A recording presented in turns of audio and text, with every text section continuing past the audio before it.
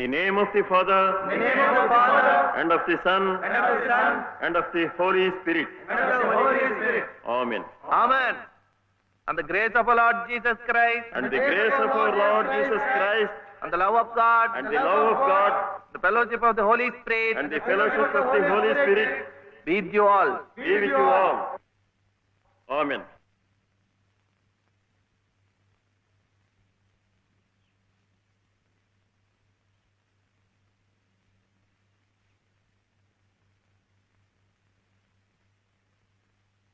ఏమిటి మళ్ళీ కథ? అవును డాడీ, స్వాతి ముత్యం టైటిల్ బాగుంది కదా? బాగుంది, చాలా బాగుంది. అయినా ఇక్కడికి వచ్చిన తర్వాత కూడా కథలపిచ్చానా? కాసేపు హాయిగా తాతయ్యతో గడపక. తాతయ్యని మనసులో పెట్టుకుని కథ మొదలు పెట్టాను చూడు. బానే మొదలెట్టావు. ఆ తర్వాత? ఆ తర్వాతే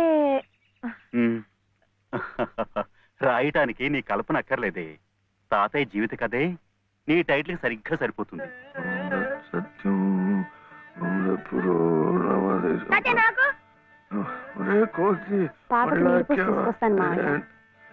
తాతయ్య తాతయ్య, ఈసారి కథల పోటీల్లో నాకింకా మంచి పేరు వస్తే నీకింకా ఇష్టమేగా? మళ్ళీ ఫస్ట్ ప్రైజ్ వస్తే నీకింకా ఇంకా సంతోషమేగా? సంతోషమే. అయితే నీ కథ చెప్పవా, నేను రాసుకుంటాను. నాకు అంటూ వేరేగా కథేం లేదు. మీ నానమ్మ కథే నా కథ. పోనీ అదే చెప్పు తాతయ్య, నేను రాసుకుంటాను. అది 60-70 ఏళ్ల కథ. తాతయ్య, నాకు 100 ఏళ్ల కథ కావాలి, చెప్పు తాతయ్య.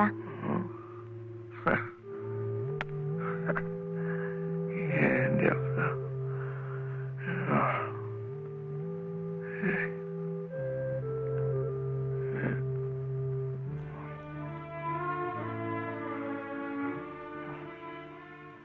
మీ నానమ్మ చాలా కష్టపడింది. చిన్నతనంలోనే పసుపు కుంకుమం తీసుకెళ్ళిపోయాడు ఆ దేవుడు. మీ నాన్న ఒరే బాలు ఇక్కడ వీడు ఏంట్రా ఇది? వీడు ఇంతవాడుగా ఉన్నప్పుడు వాడిని వెంట పట్టుకొని సార్ సార్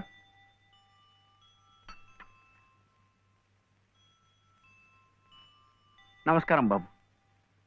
నమస్కారం అమ్మా. రండి బాబు, రండి అమ్మా. ఇదేనా మా తాతయ్య గారి ఇల్లు? అమ్మా, కోళ్ళ గారు వచ్చారమ్మా.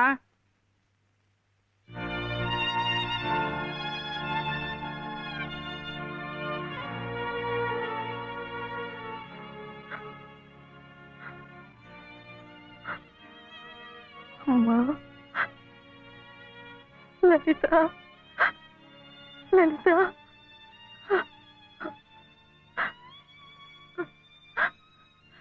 నేను నాన్న, మీ నాన్నమ్మను. అంతా విచిత్రంగా జరిగిపోయింది. నేనే నమ్మలేకుండా ఉన్నాను. వాడి మనసుకు నచ్చిన అమ్మాయిని చేసుకున్నాడు.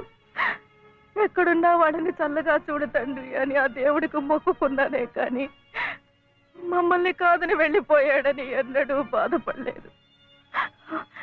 ఎప్పటికైనా ఆయన మనసు మారకపోతుందా, నా కొడుకు కోడలు నా ఇంటికి రాకపోతారా అనుకున్నానే కానీ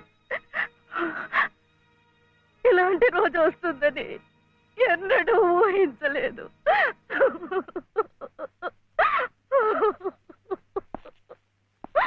ఎక్కడికి, ఎవరికి? కోడలు గారు బాబు వాళ్ళు వచ్చారు. ఎవరి కోడలు?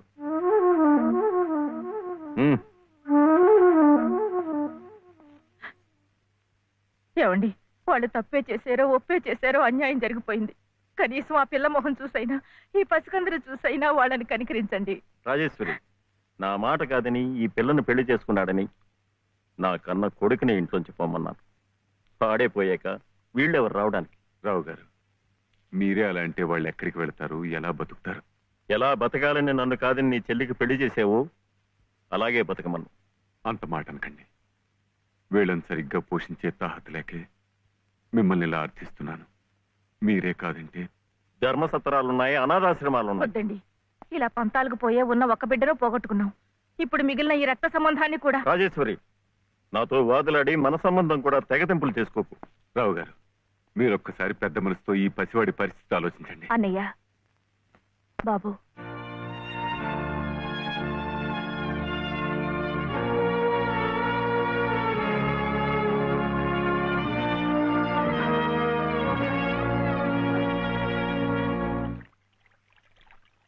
అబ్బా అబ్బబ్బబ్బబ్బబ్బబ్బ. అబ్బబ్బబ్బబ్బబ్బబ్బబ్బ. ఎప్పుడు ఆడావుడు ఏమిటోనయ్యా చలపతి, ఇందాకటి నుంచి చూస్తున్నాను. జరిగిన దానికి అక్కడే కూర్చుని ఓ నిట్టూర్పు విడిచేద్దామంటే ఏది నిట్టూర్పు రాందే, ఒట్టి సొట్టూర్పే గాని. నువ్వా ఒకే అన్నవి, ఆ అమ్మాయి ఒకే చెల్లెలు, మీది సామాన్యమైన కుటుంబం. దీనికి పెద్ద నిట్టూర్చాల్సిన అవసరం లేదు. ఎందుకంటే దేశంలో కోట్లాది ప్రజలు మనలాంటి వాడే కాబట్టి. ఒక కోటీశ్వరుడు కొడుకు తండ్రిని ఎదిరించి మన లలితమ్మను పెళ్లి చేసుకున్నాడు అంటే ఇది పెద్ద నిట్టూర్చాల్సిన విషయం కాదు. లక్షల పెళ్లిళ్ళు ఇలాగే జరుగుతున్నాయి కాబట్టి. కానీ 5 సంవత్సరాలు తిరగకుండానే అమ్మాయి 5వ తరం పోగొట్టుకుని పుట్టింటికి తిరిగి వచ్చేసిందే, అది నిట్టూర్చాల్సిన విషయం. అప్పుడే నిట్టూరు చేశాను. ఇక పోతే ఆ రావు గారు పంతాలకు పోయి దయాదాక్షిణ్యం లేకుండా కోడల్ని మనవణ్ణి ఇంట్లోంచి బయటకు గెంటేశాడే, అదేమన్నా కథదయ్యా, పోనీలే కదా అని నిట్టూరు చదిలేయడానికి. అదే అక్కడ కూర్చుని తలుచుకుని గుండె తరుక్కుపోయి, బాబు, గుండె తరుక్కుపోయిన ఉండు, అప్పుడే సొట్టూర్పు వచ్చేసింది. సరే, ఆ విషయాలని వదిలేయి. మనం నిట్టూర్చి ఆ రావు గారు సొట్టూర్చాలంటే ఒక్కటే మార్గం ఉంది. ఆయన్ని కోర్టుకి ఈడ్చి భరణం కక్కించడమే. ఇంకా ఎందుకులేండి వీధిని పట్టాం. ఏదో భగవంతుడు దానికి అలా రాసి పెట్టాడని సర్దుకుపోవటమే మంచిది. ఇలా సర్దుకుపోతే తన బాధ్యత తగ్గిపోయిందని దేవుడు కూడా నిట్టూరు చేస్తాడు. నా మాట విను ఉభయ కుశలోపరి. మైసూరెద్దు లాంటి మేల్జాతి లాయర్ని పెట్టి ఆ రావు గారిని గానుగలో తెలక చెక్కలా నలిపేసి భరణం పిండేద్దాం. ఈ పిండుదల నిమిత్తం ప్రస్తుతానికి 2 శాతాలు, ఓ 200 ఇచ్చేయి. ఆ తర్వాత పని జరుగుదలను బట్టి శాతం. అర్థమైంది కదా? ఇద్దు గాని. గురవయ్య గారు, అరచేతులు స్వర్గం చూపించకండి. అసలే చలపతి బాబు గంగోలు అంటువాడు. అందరిలాగా ఆయన కూడా గాను కట్టి తిప్పకండి. ఓ వెంకటస్వామి, చీటీ గుడ్డని పట్టుబట్టని ఒకే బండకేస్తుంది. నువ్వు ఎవరిని ఎలా చూడాలో నాకు చెప్తావా? మీకే చెప్పాలయ్యా. ఆ దేవుడి గుళ్ళో దీపారాధన కూడా కలిసి నుండి పంపించారు రకం మీరు. ఈ విషయం ఆ దేవుడే పట్టించుకోవడం లేదు. మానవ మాత్రం నువ్వేమిటి? నువ్వు నోరు పోయి. అమ్మమ్మా, వింటున్నాను, చెప్పవే. అనంతలక్ష్మి గారింట్లో వాళ్ళ పాప ఆయన తొట్లో వేస్తున్నారట. ఏమైనా ఇస్తే బాగుంటుందేమో. మీ నాన్నకు పుచ్చుకోవడం తప్ప ఇవ్వడం అలవాట్లేదుగా. అయినా ప్రద్దానికి నన్ను అడుగుతారేమిటే? మీ నాన్నని పిన్నిని వదిలేసి. సర్లే, నిన్నింకేం అడగను పో. మీ బావను అడుగుతావా? అస్సలు అడగను. ఇప్పుడు అలాగే అంటావు. రేపు తాళి కట్టాక అస్సలు వడ్డీ కలిపి గుంజుతావు. బావతోనా? పెళ్ళా? రమ్మన్నారు తెమ్మని బంతికి. ఏమే వాడికి మహారాజు. అందుకే పట్టాభిషేకం చేసి గౌను మీద కూర్చోబెట్టాను. నేను వచ్చేదాకా ఉండమని.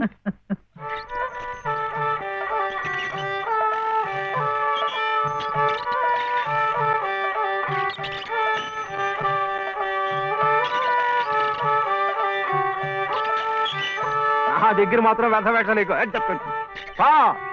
డబ్బు పంపిస్తేనే డబ్బా పంపించేది.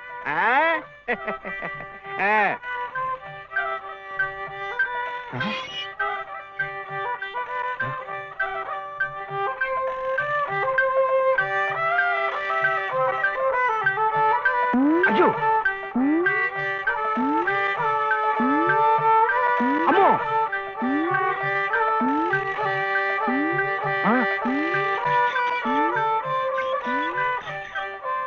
ఎరా ఇప్పుడు దాకా పడుకునుండు.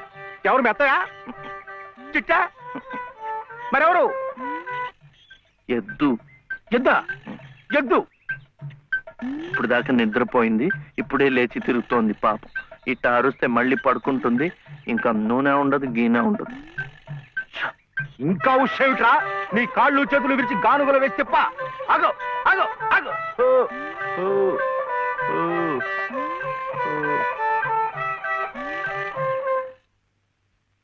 చెప్పానుగా పడుకుంటుందని. ఇప్పుడు కాడి మెడ మీద వేసుకుని నువ్వే తిరుగు. తిరుగుతాను. లే, ఆ నూనెంతా డబ్బాలోకి ఇస్తావు. ఎంత నూనె తగలడిపోయిందో, ఎంత నూనె తగలడిపోయిందో. ఏమిట్రా? ఇది అమ్మకూడదు, మట్టిలో కలిసిపోయింది. ఒంటికి రాసుకుని తలంటుకో. అంటుకుంటా అంటుకుంటా. కాంతం, కాంతం, కాంతం, నువ్వు వెళ్ళి పత్రం పట్టరా. రౌతు కొద్ది గుర్రమని ఊరికే అన్నారటో. బుర్రలేని వెధవ కూర్చున్నాడని తెలిసి అది వెనక్కి తిరిగి తెచ్చింది. ఇది అలవాటై రేపు నేను కూర్చున్నా వెనక్కి తిరిగి తెచ్చి నన్ను వెధవం చేస్తుంది. ఏమిటది? నేను దమ్మన్నానా? నా నెత్తిరేసి కొట్టు. పత్రం కాదు, పత్రం, స్టాంప్ పేపరు పట్రా. మళ్ళీ సంతకం పెట్టాలా మావయ్య? అవును. నేను పెట్టను. ఎందుకని? ఆయనమ్మ పెట్టద్దంది. పెట్టకపోతే ఈ నష్టం ఎవరు భరిస్తారా? ఎవరు భరిస్తారు? డబ్బా నూనె ఖరీదని తెలుసా? 200. నీ బొంద.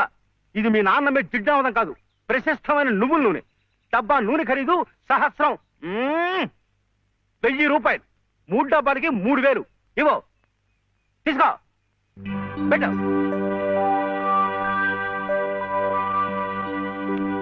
ఇది పెట్టింది, ఇది పెట్టింది, ఇది కూడా పెట్టింది. ఇది పెట్టలే. ఏమి కాదు, మళ్ళీ సంతకం పెడుతున్నావా? మావయ్యకు చాలా నష్టం వచ్చిందట, 3 సహస్రాలు. ఎవరు చెప్పారు? ఏమయ్యా రే, లే, మళ్ళీ ఇలాంటి సంతకాలు పెట్టావంటే ఒళ్ళంతా బాధ పెడతా, జాగ్రత్త. నష్టం వచ్చిందట, నష్టం. ఇంతవరకు ఆయన గారు పెట్టించుకున్న సంతకాలు చాలు. నువ్వు జన్మంతా తప్పులు చేసినా ఆయనకేం నష్టం రాదు.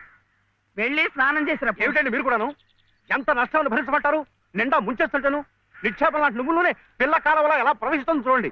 పద్దు పద్దు నువ్వు కాదయ్యా రాయాల్సింది. నీ పాపాల పద్దు నేను రాయాలి. నా ఇల్లంతా హక్కు భక్తం చేసుకున్నందుకు రాయాలి. వాడి పొలం చేస్తున్నానన్న పేరుతో ఎక్కడికక్కడ పందికొక్కులా మెక్కుతున్నందుకు రాయాలి. నా బిడ్డ పోయిన 3 నెలలకే మళ్ళీ పెళ్లి చేసుకుని మమ్మల్ని ఎలా హింస పెడుతున్నావని రాయాలి. అనంత గారు అనండి. ఇంతకాలం మీ ఇంటి కుక్క కాపలా కాస్తున్నందుకు మీరు అనాల్సిందే, నేర్పనాల్సిందే. ఊరికి నేను ఎందుకంటారయ్యా? పాపాలు చేస్తుంటే అంటారు. మనిషికి ఒక మాట, గొడ్డుకో దెబ్బని. నన్ను గొడ్డంటావా? చూసువా, సతీ తులసి లాంటి దాన్ని నా నోటితో ఆ మాట అనగలనా? పిన్ని గారు సామెత మర్చిపోయారేమో అని. నువ్వు సతీ తులసు సరే. ఏమిటా శబ్దాలు? ఇంట్లో ఎవరున్నారు? సతీ సావిత్రి లాంటి దాన్ని నన్ను అనుమానిస్తున్నారా? లోపల శబ్దాలు అవుతుంటే సత్యవంతుడికైనా సరే అనుమానం.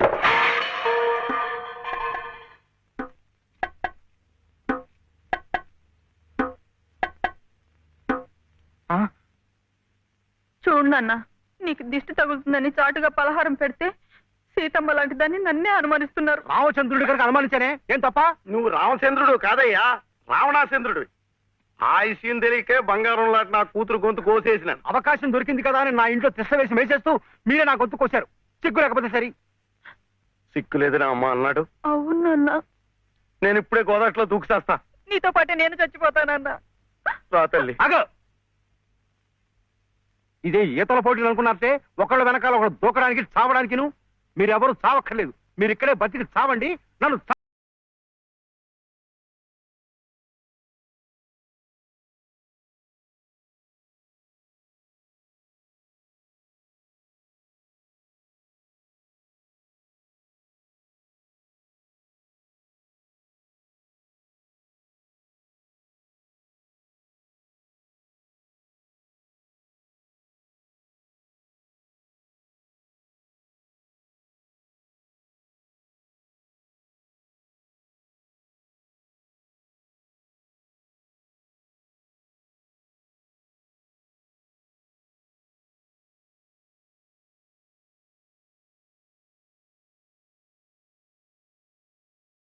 శివయ్యా, అదేమిటి పట్టపగల్లో చందమామ గురించి పాడుతున్నావు? అడుగో వచ్చాడుగా. ఎక్కడా? ఏడి? నువ్వే. ఏ కాదా? గుండ్రటి మొహం, చక్రాల్లాంటి కళ్ళు, ఎన్నెలల్లే నవ్వు. అయితే పాడుకో. ఏ శివయ్య, కాస్తిటొచ్చి ఈ ప్రద్దెళ్ళు అందడం లేదు. వీపు అందకుండా ఎందుకు పెట్టుకున్నావు? మీ ఆడాళ్ళతో ఎప్పుడు ఇదే గొడవ.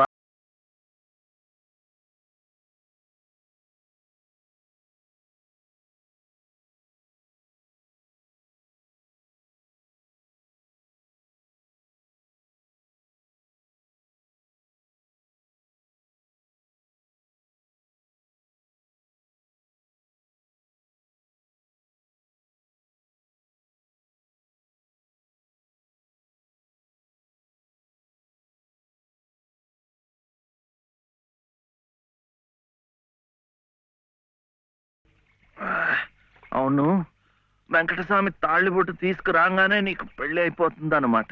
ఎట్టా అవుద్దయ్యా, నాకంటే పెద్దాడివి, నీకే కంది. నన్ను చేసుకోనందిగా, ఇంకెట్ట అవుతుంది? ఎవరంది? మా మావయ్య కూతురు చిట్టి.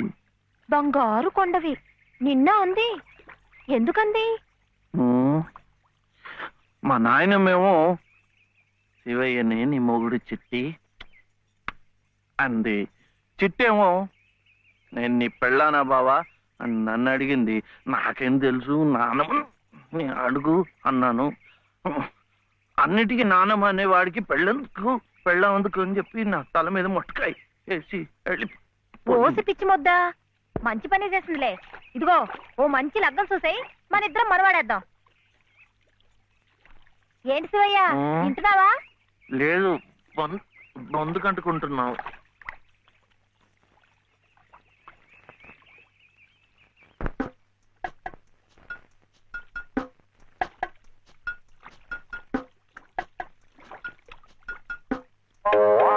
ఏం శివయ్య, పెళ్ళనగానే చేతికి ఏదో కరెంట్ వచ్చినట్టుగా ఉంది.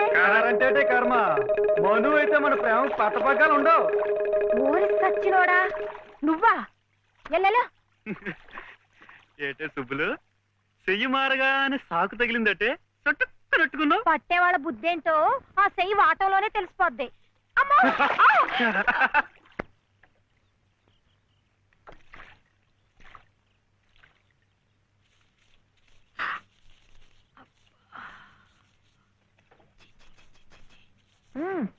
పొద్దుని ఏ మొహం పడితే ఆ మొహం చూడకు.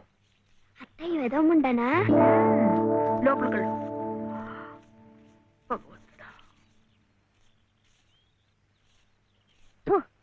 పొద్దున్నే నీకెందుకులే మా పళ్ళు, అవి అక్కడ పడేసి లోపలికి వెళ్ళు. పర్వాలేదు లేదునా, ఇందులో తప్పే ఉంది. తప్పే ఉంది అని నిలదీసి అడిగితే నేనేం చెప్పను? నిన్న పొద్దున్నే నీ మొహం చూశాక ఆ పక్కింటి ఆయన కాలు జారి పడ్డాడట. వాళ్ళ ఆవిడ ఒకటే తిట్టిపోసింది. పొద్దునే లేచి ఎవరైనా కాస్త మంచి మొహం చూడాలనుకుంటారు పాపం. ఏమే నీళ్ళు, నువ్వు వెళ్ళి కాస్త కాఫీ పని చూడమ్మా. వెళ్ళు.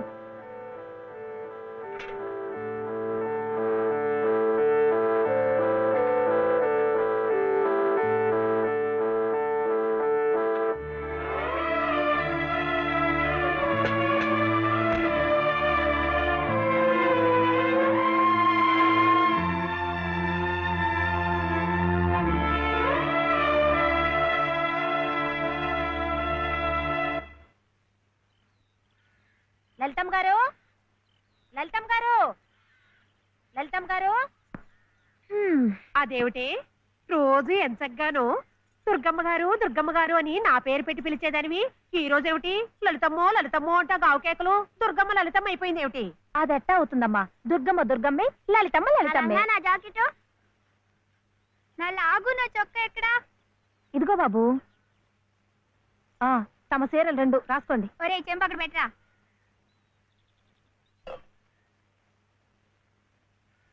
రా బాబు, ఇదిగో మీ అమ్మగారివి 6 చీరలు. ఇదిగో ఉన్నాయి, ఇవి నీ షర్ట్లు నిక్కర్లు, జాగ్రత్తగా పట్టుకెళ్ళు. అమ్మో ఇన్ని బట్టలే? మొగుడుతో కాపురం చేసే నేనే ఒంటి మీద బట్ట రాటి మీద బట్టతో అఘోరిస్తున్నాను. మొగుడు లేని ఇవిడి గారికి అమ్మా రేవు 6 చీరలే.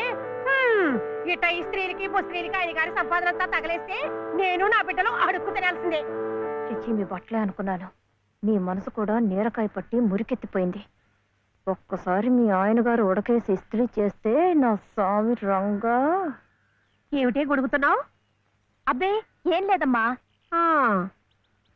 అయినా మీరు కూడా ఏందమ్మా, దేవుడు ఏదో చిన్న చూపు చూడబట్టి ఆవిడ మీ ఇంటికి వచ్చింది గాని నిన్నటిదాకా ఆవిడ లక్షణంగా బ్రతికిన మనిషేగా. అంటావు మధ్యలో నీ సమయం పోయింది. బట్టలు ఎక్కువేస్తే డబ్బు బాగా గుంజొచ్చని నీ ఆలోచన. ఆవిడ గారి బట్టలకి మీరేం డబ్బు ఇవ్వక్కర్లేదులేండి, పుట్టెడు కష్టంలో ఉంది. ఆవిడికి ఈ పాటి సాయం చేస్తే పుణ్యమైనా దక్కుద్ది. ఆహా, అంత పుణ్యం కావాలంటే నీ కొంపకి తీసుకెళ్లి నెత్తిన పెట్టుకు పూజించు ఈ సంతని. ఆవిడ రావాలే గాని ఆ మాత్రం అన్నం పెట్టలేకపో. మా కొంపలు ఇరుక్కావచ్చు కానీ మా మనసులు ఇరుక్కావు. మనసులు గుండెలు కోసి పెడితే సంతోషపడే ఘటాలు కావు. ముప్పుద్దులా మేపినా మనుషుల్ని పీక్కు తినే రకాలివి. అమ్మా అన్నం పెట్టవా? వచ్చి భుంచొద్దు గాని పద, బడికి టైం అవుతుంది. ఏమ్మా పిల్లాడికి అన్నం పెట్టకుండానే స్కూల్కి పంపుతున్నావు? మాటంటేనే మూతి విరుపులైతే చాలా కష్టం. ఈ పూటైతే మాన్పించావు, మధ్యాహ్నం తప్పుతుందా, సాయంకాలం తప్పుతుందా, రాత్రికి తప్పుతుందా? ఈ ఒక్క పూట ఆదా చేస్తే మాకేం మిగిలేదు లేదు. శుభ్రంగా కూర్చోపెట్టి వెళ్ళవయ్యా, వెళ్ళు. అది కాదు వదినా, నిన్న పొద్దున అన్నం తిని కక్కుకున్నాడు, అందుకని. పడ్డలేదంటే ఇడ్లీలు బొడ్లీలు చేస్తాననుకుంటున్నావేమో. 3 రోజులు అన్నమైనా కుండలో వేస్తే ఎగబడి తింటారు నా బిడ్డలు. వేడు అలవాటు చేసుకుంటాడులే వదినా.